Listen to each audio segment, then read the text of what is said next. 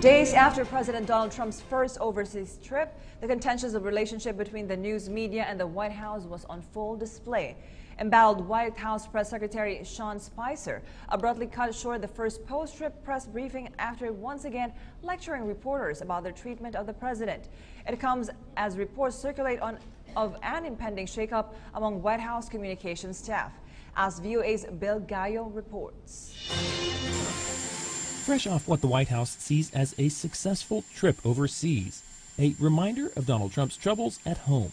The White House fending off questions over Trump's son-in-law and advisor Jared Kushner, who reportedly discussed forming a secret communications channel with Russia before Trump took office. Press Secretary Sean Spicer refused to confirm or deny those reports, instead suggesting they are not credible. What your question assumes is a lot of facts that are not substantiated by anything but anonymous sources that are so far being leaked out. The Kushner story broke during Trump's first trip overseas, where he lectured NATO nations for not spending enough on defense.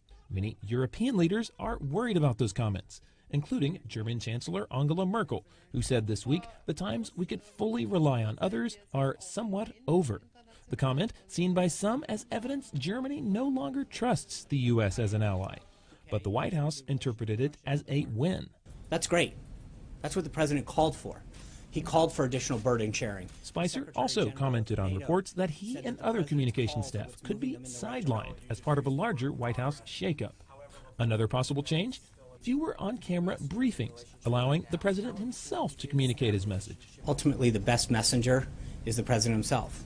He's always proven that. Spicer has a contentious relationship with the media, and that was evident Tuesday when he chastised reporters for their coverage of Trump before leaving the room after just 20 minutes of questions. The reason that the president is frustrated is because there's a perpetuation of false narratives, a use of unnamed sources over and over again about things that are happening that don't ultimately happen, and I think that is troubling. A possible sign of things to come from a White House communications team under fire.